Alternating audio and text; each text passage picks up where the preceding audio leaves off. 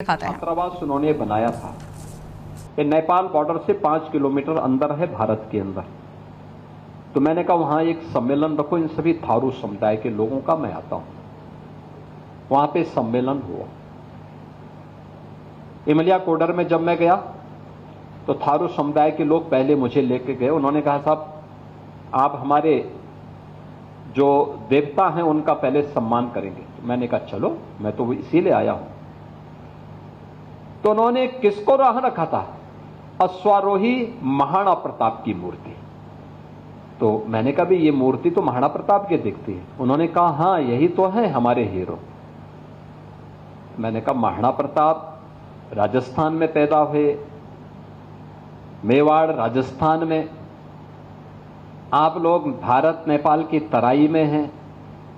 कहा देखो साहब हमारे जो पूर्वज रहे होंगे ये हल्दी घाटी के युद्ध के बाद पलायन किए होंगे और हम उसी की विरासत हैं, इसलिए महाराणा प्रताप को अपना हीरो मान करके हम लोगों ने उनकी मूर्ति लगाई हुई है। तो मेरे लिए एक आश्चर्य था। मैंने कहा भी महाराणा प्रताप की मूर्ति आपने लगाई है तो फिर नेपाल के अंदर माओवादियों की ओर से कौन लड़ रहा? उन्होंने कहा साहब वो सब भटके हुए लोग हैं, हम उनके साथ क्यों जाएंगे? हमारे लिए तो देखो नानाजी देशमुख की संस्था और मंदिर के द्वारा जो हॉस्टल और विद्यालय चल रहा है, जब ये हमारे बच्चों के लिए काम कर रहा है तो हम माओवादियों के साथ क्यों खड़े होंगे? देखो कृतज्ञता का भाव। हमने तो एक हॉस्टल खोला था, उनके रहने खाने की व्यवस्था की और एक विद्यालय खोल दिया। वे उतने से प्रफुल्लित थे, उनके बच्चे पढ़ रहे हैं, वे लोग उस व्यवस्था के साथ जुड़ रहे हैं। सरकारें अगर उन तक पहुंचती तो और भी अच्छा परिणाम आ सकता था। और वही कार्य जहां तक आजादी के बाद की सरकारें नहीं पहुंच पाई, छोटा नागपुर जैसे क्षेत्र में, झारखंड के उन क्षेत्रों में जाकर के अशोक भगत जी कर रहे हैं। उन क्षेत्रों में जो काम सरकार को करना चाहिए था, अपना पूरा जीवन उनकी सेवा के लिए समर्पित करके उस क्षेत्र में वह काम इन्होंने किया है। कहने का मतलब हमारा संवाद जहां बाधित होगा वहां संघर्ष की स्थिति पैदा होगी और वही संघर्ष हम लोगों को कभी कभी देखने को मिलता है। याद करना कि प्रधानमंत्री मोदी जी ने 2021 में 15 नवंबर की तिथि को जनजातीय गौरव दिवस के रूप में मनाने के लिए जो प्रेरणा दी, उसके पीछे का भाव यही है, एक संवाद हो, एक डायलॉग हो हमारे स्तर पर। हम भी जाएं उनके बीच, हम जनजातीय समुदाय के लोगों को बुलाएं अपने बीच, वे आकर के देखें इन कार्यक्रमों को और उनके मन में भी एक नई प्रतिस्पर्धा का भाव पैदा हो। और इसी भाव को आगे बढ़ाने के लिए जब प्रदेश में हमारी सरकार आई तो हम लोगों ने कहा जितनी सुविधाएं इनको मिलनी तो मिलनी ही चाहिए, लेकिन इन्हें सिचुएशन के लक्ष्य तक पहुंचाने का एक दायित्व तो हमें उठाना चाहिए। यानी इनको हर प्रकार की सुविधाओं से पूरी तरह युक्त करने का काम होना चाहिए। जहां इनके गांव को राजस्व गांव का दर्जा नहीं मिला है, हम उन्हें राजस्व गांव का दर्जा दें। आप आश्चर्य करेंगे 1947 से लेकर 2017 तक दर्जनों ऐसे गांव थे जहां लोग तो रह रहे थे लेकिन उनको वोटिंग राइट नहीं थी, उनको राशन कार्ड नहीं मिलता था, उनको पेंशन की सुविधा नहीं मिलती थी, उन्हें कोई भी अन्य सुविधा नहीं मिलती थी। पेयजल के लिए तालाब का पानी पीते थे। हम लोग आए, हम लोगों ने कहा नहीं, पहले इनके राशन कार्ड बनाओ, इनको जमीन के पट्टे स्वीकृत कराओ, इनके लिए आवास की स्कीम लागू करो पूरे गांव के गांव में। कोई उन गांवों में पहले पक्का मकान नहीं बना सकता, झोपड़ी में रहता था। वन विभाग के लोग और पुलिस के लोग वहां जाके शोषण करते थे, पैसे वसूली करते थे।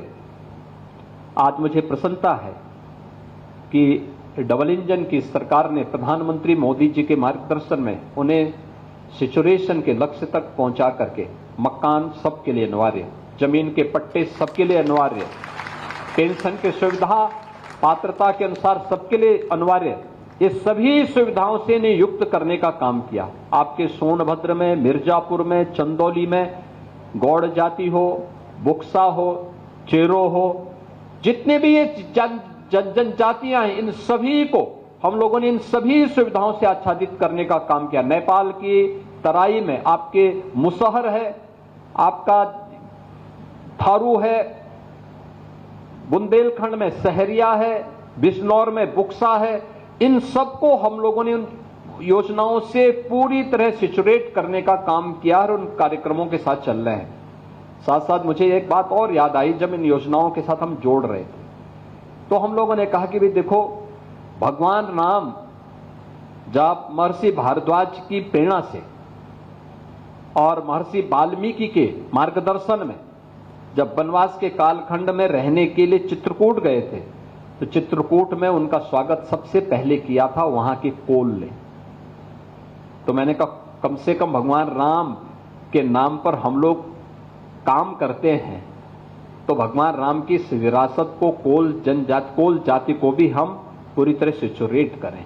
और अब मुझे प्रसन्नता है कि हम लोगों ने प्रदेश के अंदर कोल जाति को प्रयागराज, चित्रकूट, मिर्जापुर, इन सब को भी हम लोगों ने वहां पे सिचुरेशन के लक्ष्य तक पहुंचाने का काम वहां पर किया है। कहने का मतलब यह है, संवाद आज की आवश्यकता है और प्रधानमंत्री जी ने उस संवाद को आगे बढ़ाया। भगवान बिरसा मुंडा की एक विरासत देकर के अल्पायु में धरती माता के प्रति और गुलामी की बेड़ी को तोड़ने के लिए कैसे संघर्ष किया जाता है, इसकी प्रतीक हैं भगवान बिरसा मुंडा। और बिरसा मुंडा के प्रति उस कृतज्ञता का भाव को व्यक्त करने के लिए जनजातीय गौरव दिवस पूरे प्रदेश के अंदर, देश के अंदर आज जनजातीय समाज के मन में एक नए विश्वास को बहाल करने के कार्यक्रम का हिस्सा है। एक तरफ यह अपने उस समाज से, जो मूल समाज है हमारा, हमारे साथ जुड़ा हुआ है, भारत की परंपरा और विरासत के प्रति पूरी प्रतिबद्धता के साथ रह करके काम करता है, और समाज के साथ हमारे संवाद के कार्यक्रम को जोड़ने का एक माध्यम जो है, एक तरफ इसके प्रति कृतज्ञता ज्ञापित करने का एक भाव सरकार की ओर से विनम्र किया गया प्रयास है। दूसरा है कि हमारी जो चुनौती है, याद करना, जो लोग उनके बीच में उन्हें समाज और राष्ट्र की मुख्य धारा से अलग करने का काम करते थे, ये वही लोग हैं, ये वही लोग हैं।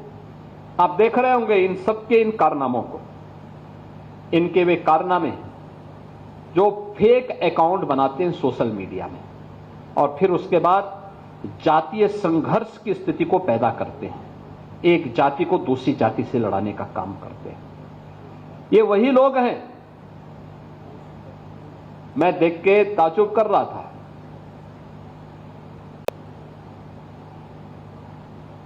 अभी 3 वर्ष पहले की एक घटना है, एक जगह एक आगजनी की घटना घटित हुई।